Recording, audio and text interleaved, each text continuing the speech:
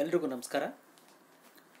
Modern Indian history, ಆಧುನಿಕ ಭಾರತದ ಇತಿಹಾಸ ಪ್ರೋಗ್ರಾಮ್ ಬಿ ಎ ವಿದ್ಯಾರ್ಥಿಗಳಿಗೆ ಸಬ್ಜೆಕ್ಟ್ ಹಿಸ್ಟ್ರಿ ಇತಿಹಾಸ ಸೆಮಿಸ್ಟರ್ 5th ಸೆಮಿಸ್ಟರ್ 5ನೇ ಸೆಮಿಸ್ಟರ್ ಆಗಿರುತ್ತೆ. University Vijayanagara Srikrishna Devaraya university Bellary. Session 33 modern Indian history from 1707 to 1856. ಆಧುನಿಕ ಭಾರತದ ಇತಿಹಾಸ 1707ರಿಂದ 1856 ಕಾಲಘಟ್ಟದಲ್ಲಿ ನಡೆದಿರುವಂತಹ ವಿಷಯಕ್ಕೆ ಸಂಬಂಧಪಟ್ಟಿರ್ತಕ್ಕಂತಹ 5ನೇ ಸೆಮಿಸ್ಟರ್ ವಿದ್ಯಾರ್ಥಿಗಳ ಒಂದು ಇತಿಹಾಸದ ಪತ್ರಿಕೆ ಆಗಿರುತ್ತೆ. ಇದರಲ್ಲಿ 3ನೇ ಅಧ್ಯಾಯ ಬಂದು lord Hastings and lord William Bentinck ಎನ್ನುವಂಥದ್ದು ಇರುತ್ತೆ. ಇದರಲ್ಲಿ ಇವತ್ತು ನಾವು ನೋಡುವಂತಹ ವಿಷಯ ಬಂದು lord Hastings relations of Marathas ಎನ್ನುವಂಥ ವಿಷಯವಾಗಿರುತ್ತೆ, ಚರ್ಚೆ ಮಾಡುವಂಥದ್ದಾಗಿರುತ್ತೆ. ಇದು ಈ 33ನೇ ಒಂದು ಸೆಷನ್ ಆಗಿರುತ್ತೆ. ಏನಿದು ಲಾರ್ಡ್ ಹೇಸ್ಟಿಂಗ್ಸ್ನ ಗವರ್ನರ್ ಜನರಲ್ ಆಗಿರುವಂತಹ ಕಾಲಘಟ್ಟದಲ್ಲಿ ಮರಾಠರೊಂದಿಗೆ ಯಾವ ರೀತಿಯ ಒಂದು ಸಂಬಂಧಗಳನ್ನು ಅಥವಾ ಯುದ್ಧಗಳನ್ನು ಮಾಡುವಂಥ ಪರಿಸ್ಥಿತಿ ಉಂಟಾಗುತ್ತೆ ಎನ್ನುವಂಥದ್ದನ್ನು ನೋಡೋದಾದರೆ, the treaty of Poona according to the terms of the treaty of Poona the following decisions were taken ಅಂತ ನಾವು ಕರಿತೀವಿ. ನಮಗೆ ಇಲ್ಲಿ ಆ ಒಂದು ಪೂನಾ ಒಪ್ಪಂದ ಅಥವಾ ಪೂನಾ ಒಡಂಬಡಿಕೆ ಎನ್ನುವಂಥದ್ದು ಯಾವ ಪ್ರಕಾರದ ಕೆಲವು ನಿರ್ಬಂಧಗಳನ್ನು, ಕೆಲವು ನಿಯಮಗಳನ್ನು ಅಥವಾ ಒಪ್ಪಂದಗಳನ್ನು ಒಳಗೊಂಡಿರುತ್ತೆ, ಅದರಿಂದ ಯಾವ ರೀತಿಯ ಒಂದು ನಿರ್ಧಾರಗಳನ್ನು ತೆಗೆದುಕೊಳ್ತಾರೆ ಇಂಗ್ಲೀಷರು ಅಂತ ನಾವು ನೋಡೋದಾದರೆ, the Peshwa agreed to hand over Trimbakji to the English so long has the minister was not handed over to English. His family was to be held hostage to the English. ನಮಗೆ ಇಂಗ್ಲೀಷರು ಅನೇಕ ದಕ್ಷಿಣ ಭಾರತದ ಮೈಸೂರು ಸಾಮಂತ ರಾಜರೊಂದಿಗೆ, ಕರ್ನಾಟಕ ಪ್ರದೇಶದಲ್ಲಿರ್ತಕ್ಕಂಥ ಅರ್ಕಾಟ್ ನವಾಬರೊಂದಿಗೆ,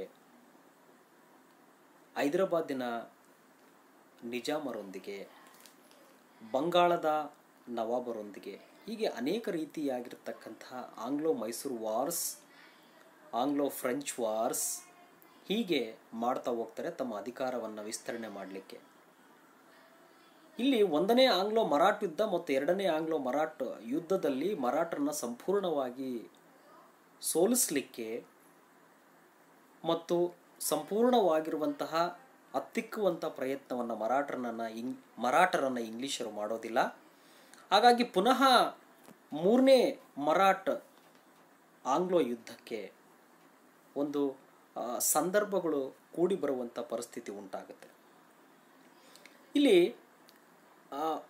ಪೇಶ್ವೆ, ಪೂನಾದ ಪೇಶ್ವೆ ಆಗಿರ್ತಕ್ಕಂಥ 2ನೇ ಬಾಜಿರಾಯ ಎನ್ನುವಂಥವನು ಟ್ರಯಂಬಕಾಜಿ ಎನ್ನುವಂಥ ಆತನ ಆಸ್ಥಾನದ ಪ್ರಧಾನಮಂತ್ರಿಯನ್ನು ಇಂಗ್ಲೀಷರಿಗೆ ಕೊಡಬೇಕಾಗತ್ತೆ ಅಥವಾ ಇಂಗ್ಲೀಷರಿಗೆ ಒಪ್ಪಿಸಬೇಕಾಗತ್ತೆ. ಒಪ್ಪಿಸಲಾರದ ಪಕ್ಷದಲ್ಲಿ ಏನಾಗುತ್ತಂದರೆ ಸಂಪೂರ್ಣವಾಗಿ ಪೇಶ್ವೆ ಮತ್ತು ಪೇಶ್ವೆಯ ಕುಟುಂಬ ಎನ್ನುವಂಥದ್ದು ಇಂಗ್ಲೀಷರ ಅಡಿಯಾಳಾಗಿ ಬದುಕುವಂಥ ಪರಿಸ್ಥಿತಿ ಅಥವಾ ಒತ್ತೆಯಾಳಾಗುವಂತಹ ಸ್ಥಿತಿ ನಿರ್ಮಾಣವಾಗುತ್ತೆ. ಇಲ್ಲಿ ನಮಗೆ ಪ್ರಮುಖವಾಗಿ ಬರೋಡದ ಗಾಯಕ್ವಾಡ್ ಎನ್ನುವಂಥವನು ಪೂನಾದ ಪೇಶ್ವೆಯೊಂದಿಗೆ ಉತ್ತಮವಾಗಿರುವಂತಹ ಬಾಂಧವ್ಯವನ್ನು ಇಟ್ಟುಕೊಳ್ಳುವ ಸಲುವಾಗಿ ತನ್ನ ಆಸ್ಥಾನದಲ್ಲಿ ಇಂಗ್ಲಿಷ್ ರೆಸಿಡೆಂಟನ ಸಂರಕ್ಷಣೆಯಲ್ಲಿ ಪ್ರಧಾನಮಂತ್ರಿಯಾಗಿರ್ತಕ್ಕಂತಹ ರಾಮಶಾಸ್ತ್ರಿಯನ್ನು ಪೂನಾದ ಪೇಶ್ವೆ ಹತ್ತಿರ ಕಳಿಸ್ಕೊಡ್ತಾನೆ. ಕಾರಣ ಇಷ್ಟೇ, ಮರಾಠರಲ್ಲಿರುವಂತಹ ಒಡಕನ್ನು ಮತ್ತು ಭಿನ್ನಾಭಿಪ್ರಾಯಗಳನ್ನು ಸರಿ ಮಾಡುವಂಥ ಉದ್ದೇಶವನ್ನು ಇಟ್ಟುಕೊಂಡು ಅವನು ಕಳಿಸ್ಕೊಟ್ಟಿರ್ತಾನೆ. ಬಟ್ ರಾಮಶಾಸ್ತ್ರಿ ಎನ್ನುವಂಥವನು ಪೂನಾದ ಪೇಶ್ವೆ ಹತ್ತಿರ ಬಂದಾಗ ಉತ್ತಮ ಸಂಬಂಧಗಳನ್ನು ರೂಪಿಸಲಿಕ್ಕೆ ಮತ್ತು ಅಸಮಾಧಾನಗಳನ್ನು ಸರಿಪಡಿಸಲಿಕ್ಕೆ ಅವನು ಬಂದಿರುವಂಥ ಸಂದರ್ಭದಲ್ಲೇ ಪೂನಾದ ಪ್ರಧಾನಮಂತ್ರಿ ಆಗಿರ್ತಕ್ಕಂಥ ಟ್ರಯಂಬಕಾಜಿ ಎನ್ನುವಂಥವನು ಅನುಮಾನಗೊಂಡು ಬರೋಡದ ಪ್ರಧಾನಮಂತ್ರಿಯಾಗಿರ್ತಕ್ಕಂಥ ರಾಮಶಾಸ್ತ್ರಿಯನ್ನು ಕೊಲೆ ಮಾಡ್ತಾನೆ. ಇದು ಬರೋಡದ ಗಾಯಕ್ವಾಡನಿಗೆ ಮತ್ತು ಅಲ್ಲಿರ್ತಕ್ಕಂಥ ಇಂಗ್ಲಿಷ್ ರೆಸಿಡೆಂಟ್ ಎನ್ನುವಂಥವರು ಗವರ್ನರ್ ಜನರಲ್ ರವರ ಒಂದು ನಿರ್ದೇಶನದ ಮೇರೆಗೆ ಪೂನಾದ ಪೇಶ್ವೆಗೆ ತ್ರಿಯಂಬಕೆಜಿ ಎನ್ನುವಂಥವನು ಅಪರಾಧಿಯಾಗಿದ್ದಾನೆ, ಅನಾವಶ್ಯಕವಾಗಿರ್ತಕ್ಕಂತಹ ಕೊಲೆಯನ್ನು ಮಾಡಿ ಆರೋಪಿಯಾಗಿದ್ದಾನೆ, ಅವನನ್ನು ಸರೆಂಡರ್ ನಮಗೆ ಮಾಡಿಸಿ ಒಪ್ಪಿಸಬೇಕು ಎನ್ನುವಂಥ ಕಟ್ಟಾಜ್ಞೆಯನ್ನು ಹೊರಡಿಸುವಂಥ ಪ್ರಯತ್ನ ಮಾಡ್ತಾರೆ. ಅದಕ್ಕೆ ಪೇಶ್ವೆ ಎನ್ನುವಂಥವನು ಒಪ್ಪಿಕೊಳ್ಳುವಂಥ ಪರಿಸ್ಥಿತಿ ಉಂಟಾಗುತ್ತೆ. Then the Peshwa give up his claim to be the chief of Marathas and promised that he would have no connection with other powers without the consent of the English resident ಅಂತ ನಾವು ಕರಿತೀವಿ.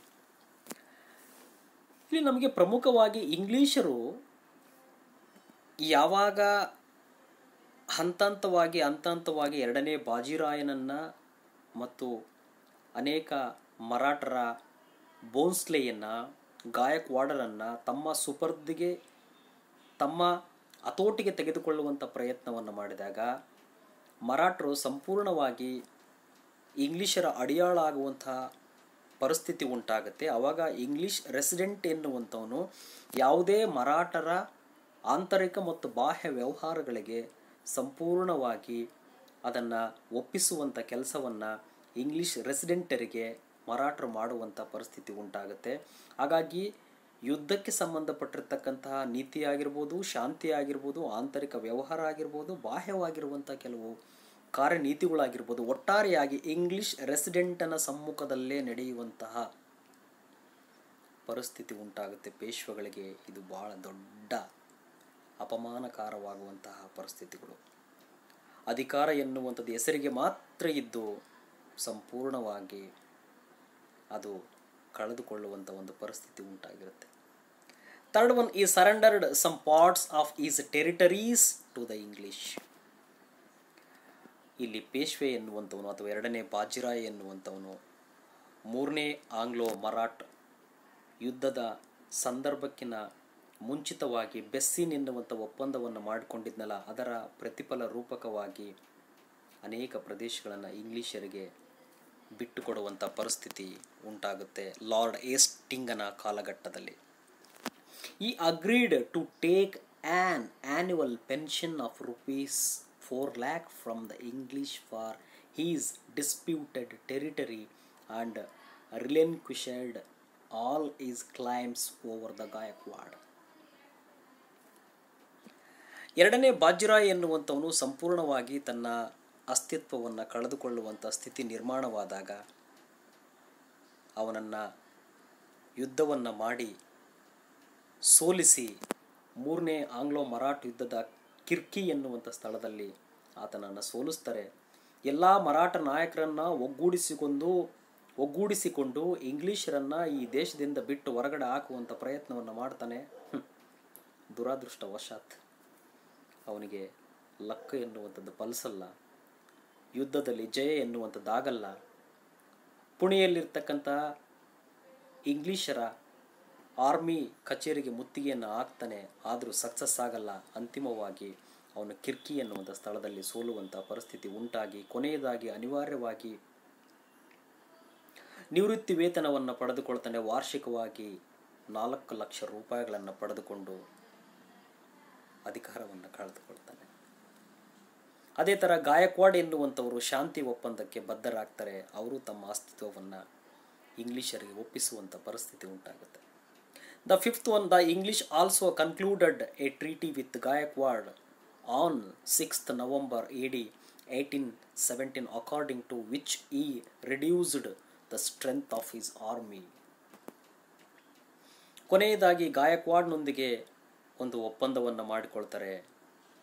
ಗಾಯಕ್ವಾಡ್ ಎನ್ನುವಂಥವನು ತನ್ನ ಸೈನಿಕರಲ್ಲಿ ಸಂಪೂರ್ಣವಾಗಿ ಅದನ್ನು ಕಡಿಮೆ ಮಾಡಬೇಕು, ತನ್ನ ಸಾಮರ್ಥ್ಯವನ್ನು ತಗ್ಗಿಸಿಕೊಳ್ಳಬೇಕೆನ್ನುವಂತಹ ಪರಿಸ್ಥಿತಿಗೆ ಬರ್ತಾನೆ. ಹೀಗೆ ಇಂಗ್ಲಿಷರು ಏನೇನು ನಿರ್ಬಂಧಗಳನ್ನು ಏರ್ತಾರೆ ಅದಕ್ಕೆಲ್ಲ ಬದ್ಧವಾಗಿರುವಂಥ ಪರಿಸ್ಥಿತಿ ಉಂಟಾಗುತ್ತೆ. ನವೆಂಬರ್ 6ನೇ ತಾರೀಕು 1817ರಲ್ಲಿ. The English also encouraged the strength of subsidiary army. ಹೀಗೆ ಇಂಗ್ಲಿಷರು ತಮ್ಮ ಗಾಯಕ್ವಾಡನನ್ನು ಸೋಲಿಸುವುದರ ಮೂಲಕ, ಎರಡನೇ ಬಾಜಿರಾಯನನ್ನು ತಮ್ಮ ನಿಯಂತ್ರಣಕ್ಕೆ ತೆಗೆದುಕೊಳ್ಳುವುದರ ಮೂಲಕ ಸಹಾಯಕ ಸೈನ್ಯ ಆರ್ಮಿಯನ್ನು ಹೆಚ್ಚಳ ಮಾಡಿಕೊಳ್ತಾರೆ ಮತ್ತು ಇನ್ನಿತರ ತನ್ನ ಸೈನಿಕರ ಸಂಪನ್ಮೂಲವನ್ನು ದೊಡ್ಡ ಮಟ್ಟದಲ್ಲಿ ಮಾಡಿಕೊಳ್ತಾರೆ. Seventh one, thus the position of the Gayakwad became all the more dependent on the English. ಕೊನೆಯದಾಗಿ ಎಲ್ಲ ರೀತಿಯಾಗಿ ಮರಾಠರಲ್ಲಿರತಕ್ಕಂತಹ ಗಾಯಕ್ವಾಡ್, ಬೋನ್ಸ್ಲೆ ಎನ್ನುವಂಥವನು, ಪೇಶ್ವೆ ಎನ್ನುವಂಥವ್ರು ಎಲ್ಲರೂ ಸೋಲನ್ನು ಉಣ್ತಾರೆ. ಗಾಯಕ್ವಾಡ್ ಎನ್ನುವಂಥವನು ಕಂಪ್ಲೀಟಾಗಿ ಇಂಗ್ಲೀಷರ ಮೇಲೆ ಅವಲಂಬಿತನಾಗಿ ಇರುವಂಥ ಪರಿಸ್ಥಿತಿ ಉಂಟಾಗುತ್ತೆ. ಹೀಗೆ ಇಲ್ಲಿ ಪೂನಾ ಒಪ್ಪಂದ ಮತ್ತು ಇಂಗ್ಲೀಷ್ ಮತ್ತು ಮರಾಠರ ನಡುವಿರತಕ್ಕಂತಹ ಸಂಬಂಧಗಳು ಏನಾಗುತ್ತೆ ಅಂದರೆ ಯುದ್ಧದಲ್ಲಿ ಕೊನೆಗೊಳ್ಳುವಂಥ ಪರಿಸ್ಥಿತಿ ಉಂಟಾಗುತ್ತೆ. ಅನಿವಾರ್ಯವಾಗಿ ಇಂಗ್ಲೀಷ್ ಸಾಮ್ರಾಜ್ಯ ಭಾರತದಲ್ಲಿ ನಿರಂತರವಾಗಿ ಎಗ್ಗಿಲ್ಲದೆ ವಿಸ್ತರಣೆ ಆಗ್ತಾ ಹೋಗುತ್ತೆ. ಹಾಗಾಗಿ ಗಾಯಕ್ವಾಡ್, ಪೇಶ್ವೆಗಳು ಇವರೆಲ್ಲರೂ ತಮ್ಮ ಒಗ್ಗಟ್ಟಿನ ಕೊರತೆಯಿಂದ ಇಂಗ್ಲೀಷರ ಅಡಿಯಾಳಾಗುವಂಥ ಪರಿಸ್ಥಿತಿ ಉಂಟಾಯಿತು. ಸಂಪೂರ್ಣವಾಗಿ ಮೂರನೇ ಆಂಗ್ಲೋ ಮರಾಠ ಯುದ್ಧದಲ್ಲಿ ತಮ್ಮ ಎಲ್ಲ ರೀತಿಯಾಗಿರ್ತಕ್ಕಂಥ ಬಾಗಿಲುಗಳನ್ನು ಮುಚ್ಚಿಕೊಳ್ತಾರೆ. ಅಲ್ಲಿಗೆ ಅವರ ಅಂತಿಮವಾಗಿರ್ತಕ್ಕಂಥ ಪರಿಸ್ಥಿತಿ ನಿರ್ಮಾಣವಾಗಿ